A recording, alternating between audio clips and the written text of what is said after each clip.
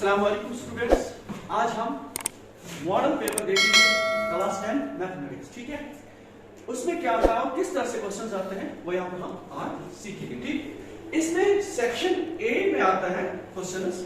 देखिए section A, इसमें question number 1 to 10 are multiple choice questions of 1 marks each. Select the correct option.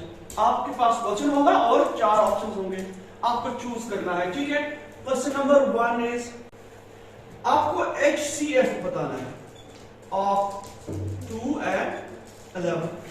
इसमें 4 option है। ठीक है, देखिए 2 and 11 के दरमियान कॉमन क्या है कुछ कॉमन। 2 के फैक्टर्स क्या है, 2 1 जा 2, 11 के फैक्टर्स 11 1 जा 11। इसमें कॉमन क्या है, हाँ कॉमन है 1 है। ठीक है, इसमें देखिए कॉमन 2 और 11 में कॉमन क्या है, 1 है ना कॉमन।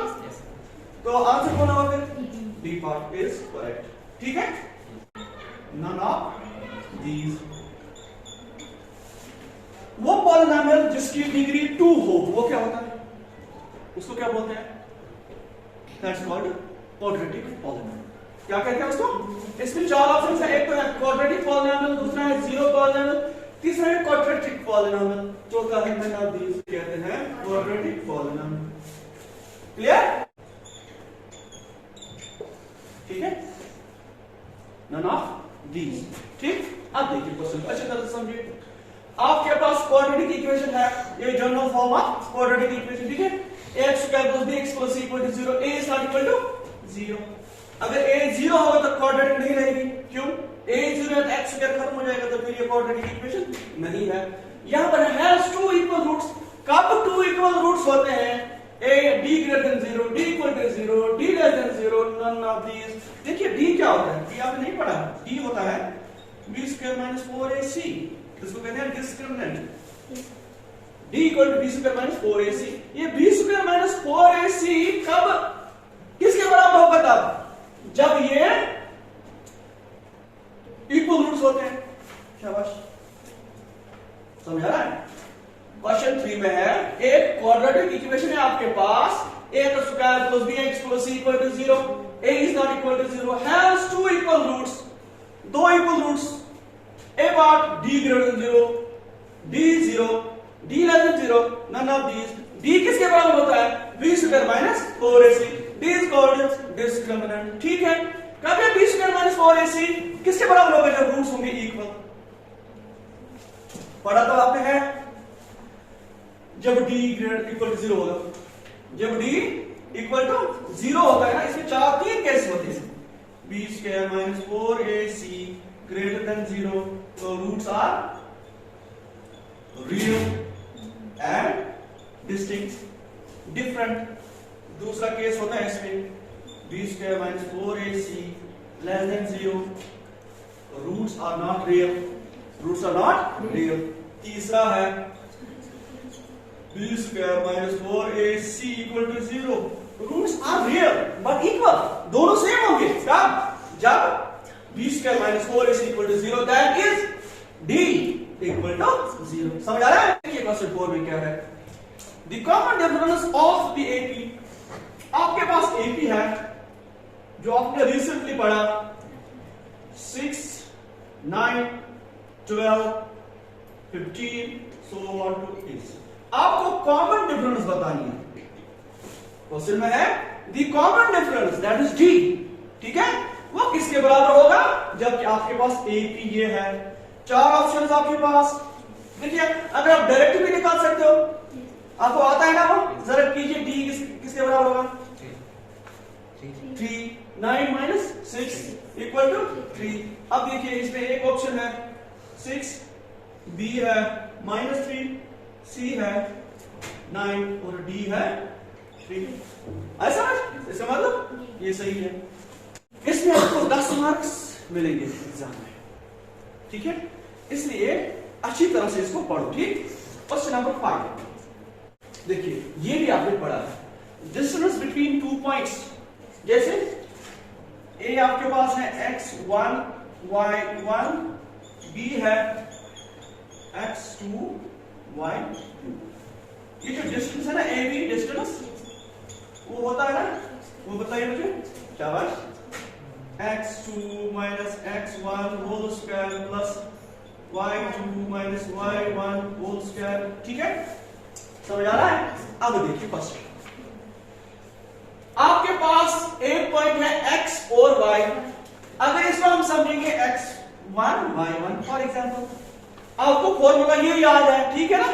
तो a के बदले x1 y1, x2 y2 क्या है? 0। जरा डालिए x2 के और y2 के दरमियान के बदले। समझ आ रहा है? यहां पर a x1 y1 कंसीडर कीजिए।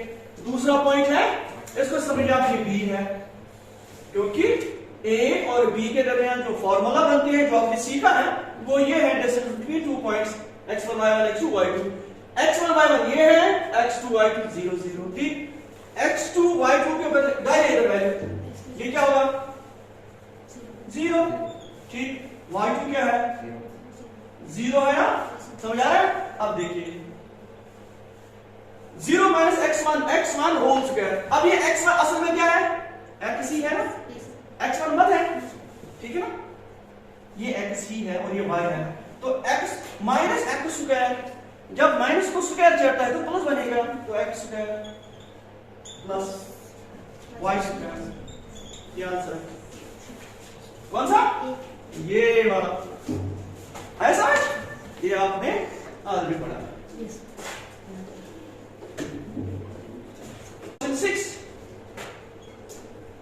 क्वेश्चन 6 में है, a line which stretches a circle at one point is called। क्या बात? ये सर्कल है, एक लाइन एक पॉइंट पर टच कर रही है, that's what टेंजेंट।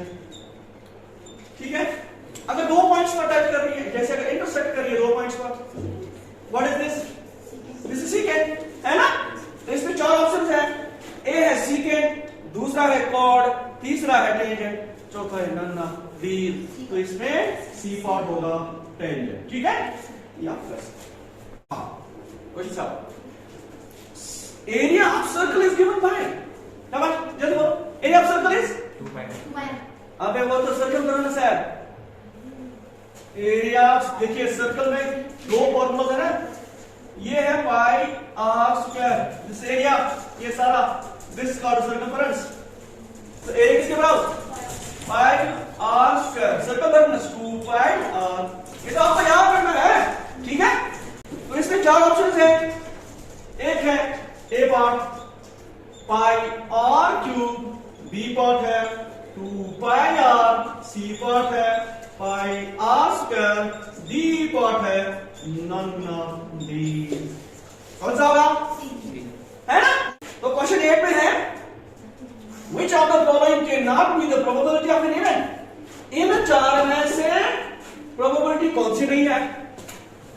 और प्रोबेबिलिटी किसके दरमियान पड़ती है?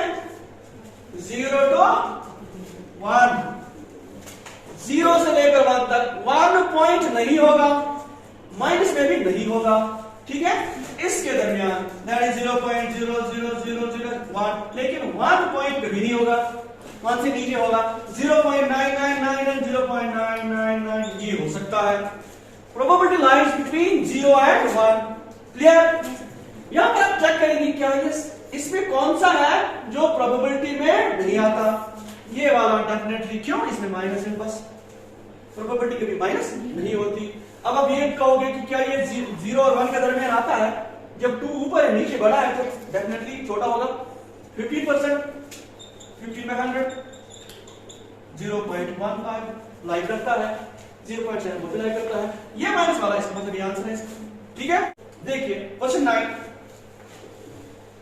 The value of sin 18 degree divide by cos 72 degree. sin 18 degree divide by cos 72 degree. जरा ये देखो, ये किस में है? ट्रिगोनोमेट्री का क्वेश्चन, ठीक? अच्छा, इसमें क्या करोगे आप? क्या ये कॉम्प्लीमेंट्री एंगल्स है? कॉम्प्लीमेंट्री एंगल्स जिनका सम 90 होता है, जैसे 72 18 का सम 90। These two are complementary। complementary में हम क्या करते हैं? एक को ऐसे जोड़ते हैं, दूसरे को चेंज करते हैं। क्वेश्चन रिमाइंड करो, याद करो, ठीक है ना? तो हाँ, तो आप लिखोगे cos 72 का ऐसे रखोगे, ठीक है ना? हम a को चेंज करेंगे, जरा इसको लिखिए 7, सॉरी अब लिखोगे 7 सॉरी, क्योंकि ये कॉम्प्लीमेंट्री है ना, तो कॉम्प्लीमेंट्री का मतलब 90 आएगा, इसे लिखो 90 माइनस 72।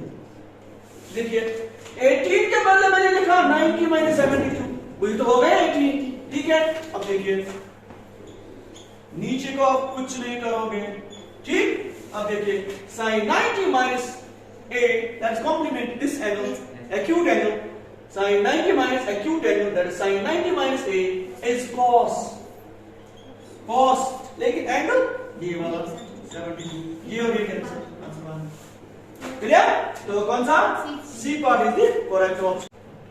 क्वेश्चन नंबर 10 है the mean of the group data can be found by direct method as, चार ऑप्शन, मीन की फॉर्मूला बता दिया सिंपली, a है, b है, c है, d है, जब इसमें f i f नहीं मालूम हो तो कौन सी होगी? वो ये वाली है ना, क्योंकि नीचे हम फ्रीक्वेंसी डालते हैं, ये वाली असल में ये है ना, total summation f i x का डायरेक्ट समेशन है, ठीक है? दिस इज डायरेक्ट मेथड, ये भी आपने पढ़ा है। तो d फॉर्म देखिए क्वेश्चन नंबर 11, क्वेश्चन नंबर 11 में है LCM of AB into HCF of AB equal to, यहां पर नंबर्स कौन कौन से हैं? A और B, ठीक है? वो किसके बराबर होता है? LCM into HCF equal to product of two numbers, simple. ये आपने पहले ही जो पहला जो चैप्टर है ना उसमें पढ़ा है, ठीक है? जब आप निकालते हो ना LCM into HCF equal to product of two numbers, अब प्रोडक्ट ऑफ टू नंबर्स इसका मतलब कौन सा आएगा? नंबर्स कौन कौन से हैं? A और B, इनके दरमियान प्रोडक्ट किस पे है? ये है, तो A into B, आया समझ? तो यहां पर इसे A और B का यूज किया है, एक कभी 2 और 3 का भी यूज कर सकता है, 3 into 2 into 3, ठीक है? Question 12, x equal to 1, y equal to 2 is the solution of the linear equation x plus 2y equal to 3 and x plus y equal to 3 dash. यहां पर आपको यस लिखना है या नो लिखना है, वो आपको देखना है। किस तरह से देखेंगे आप?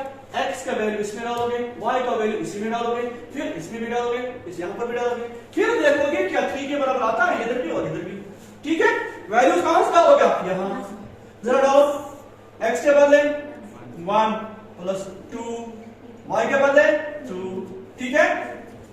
आना क्या चाहिए?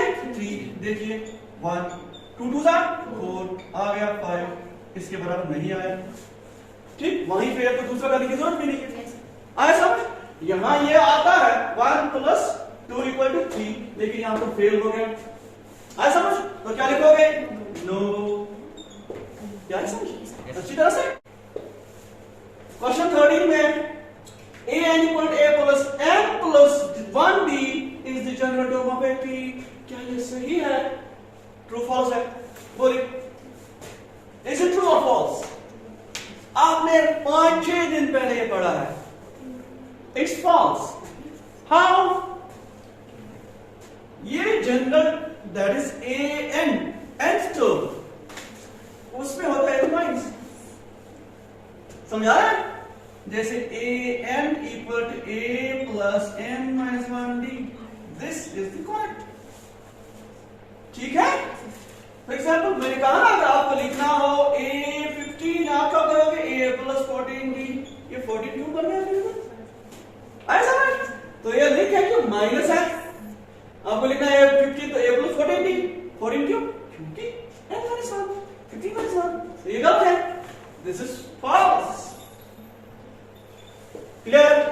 सम of first 5 terms of an AP is given by, क्या ये सही है?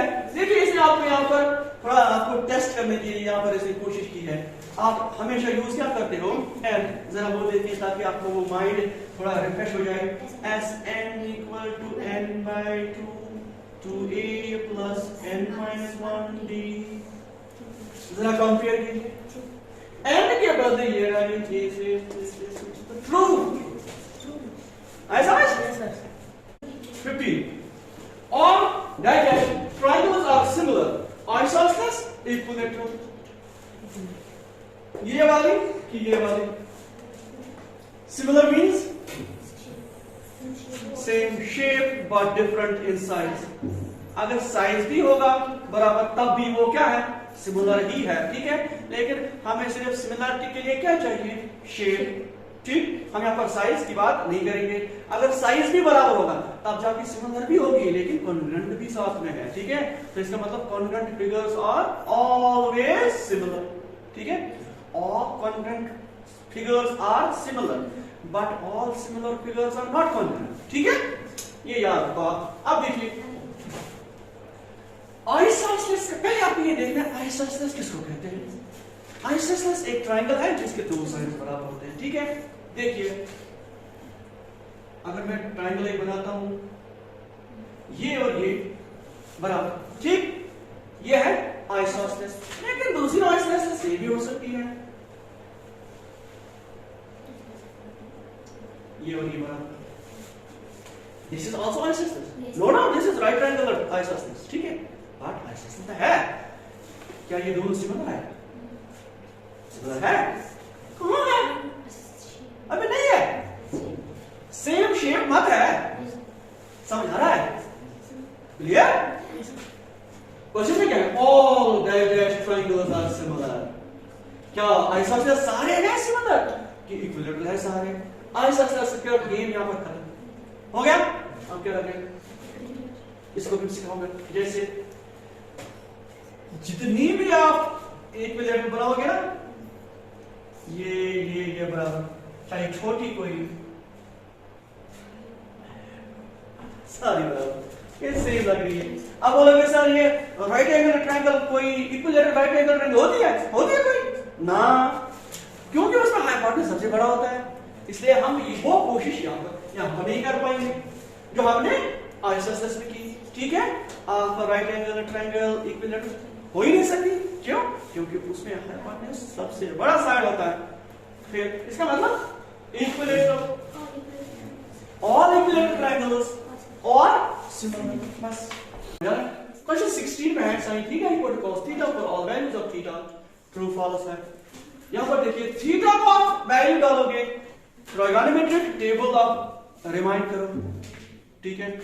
साइन और cos एक ही जगह पर बराबर आते हैं, वो किस पर, 45 पर। उसका मतलब है थीटा 45 जब दोनों को हम देंगे अब जाके ये बराबर होगा। लेकिन ये कह रहा है for all values of theta, वो गलत नहीं, वो सही नहीं है भाई, ठीक है। This is false. ऐसा समझ। Number first 16 define collinear points, बताइए। डिफाइन करना है। देखिए collinear points are those points which form a line या लाइन सेगमेंट। जैसे कोलिनियर पॉइंट्स एक ही लाइन में रिप्रेजेंट होते हैं। जैसे कोलिनियर पॉइंट्स का जो एरिया है वो 0 होता है, ठीक है। तो क्वेश्चन 18 है, आपको यहां पर सिंपली बताना है, अगर आपके पास 3 पॉइंट्स है तो एरिया ऑफ ट्रायंगल, ये पॉइंट्स है ट्रायंगल के, किसके बराबर होता है? वो होता है, वो तो आपको पता होगा 1/2, शाबाश, x1 y2 minus y3। अब यहां देखिए, याद नहीं रहेगा तो देखिए किस तरह से पैटर्न बनता है। 1/2 तो आपको याद रहेगा, x1, ठीक है, यहां आएगा x2, ठीक, फिर आएगा x3, ठीक। पहला आप याद रखोगे, बाद में सब आएगा, ठीक है। y2 minus y3, y2 minus y3। इसमें मिस क्या है, y1, समझ आ रहा है? तो यहां पर पहले आएगा y3, है ना, 1/2 x1 x2 x3 लिखोगे आप, फिर ये रखोगे आप y2 minus y3। अब दूसरा आएगा, इसमें जो लास्ट है ना वो यहां पर पहले आएगा, और दूसरा जो मिस है वो आएगा माइनस y1। अब देखिए इसका लास्ट, इसका पहला, इसमें मिसिंग y2, ये फॉर्मूला है, सिंपल है। इसमें right one application of trigonometry. Trigonometry कहां पर यूज होती है, कोई एप्लीकेशन यूज डेली लाइफ में बताओ। To find height of tower, height of building, बस ये एप्लीकेशन इतना ही करना है। क्या करना है, वो use trigonometry to find height of my house, height of tower, height of pole, ठीक है। ये एप्लीकेशन एप्लीकेशन यूज आपको पता नहीं है। अगला क्वेश्चन है P of E equal to 0.5 P of not E वो किसके बराबर होगा? ठीक है ना? अगर मैं करूं तो मैं बताऊंगा इसका आंसर 0.5। ठीक है, क्यों? हाफ जब है हमें पता है टोटल प्रोबेबिलिटी इक्वल टू 1। जब हाफ इसने दिया था इसका हाफ बनता है half plus half equal to 1। ठीक है, तो यहां हम लिखेंगे we know that P of E plus P of not E equal to 1, इसका 0.5 plus P of not E equal to 1 ये जाएगा उधर, तो it implies that P of not E equal to 1 minus 0.5 over 0.5। इस तरह से करना एक मार्क्स सबको मिलेगा। ठीक है, लेकिन करना है ऐसे नहीं जवाब देना है, करना है क्योंकि यहां से ये थ्योरेटिकल है। ठीक है, ये आपको यहां पर करना है। उसके बाद 28 नहीं 22 है, शाबाश, ये था 21 ना, शायद इधर तो हो चुका होगा तो कोई टेंशन नहीं। यहां तो है r given r equal to 1। ठीक है, 1 unit, find the volume of sphere. ठीक है, r equal to 1 volume of sphere, जरा वॉल्यूम ऑफ स्फीयर किसके बराबर होता है? जब 4/3 पाई r। ठीक है, यहां पर आपको आंसर नहीं दी हुई है, ये आपको प्रैक्टिकली करना है। 4/3 पाई ऐसे रख सकते हो आप, यहां वेरी डालोगे आप 22/7 into 1 क्यूब। ठीक है ना, तो आप देखिए 4 to the 8 4 to the 8 1 cube means 1 into 1 into 1, that is 1 simple one। 3 7 21 ये आंसर है, समझा है? 4 to the 8 4 to 3 7 21 आंसर 1। तो इंशाल्लाह कल दोबारा मिलेंगे स्टूडेंट्स, तो तब तक के लिए अल्लाह हाफिज।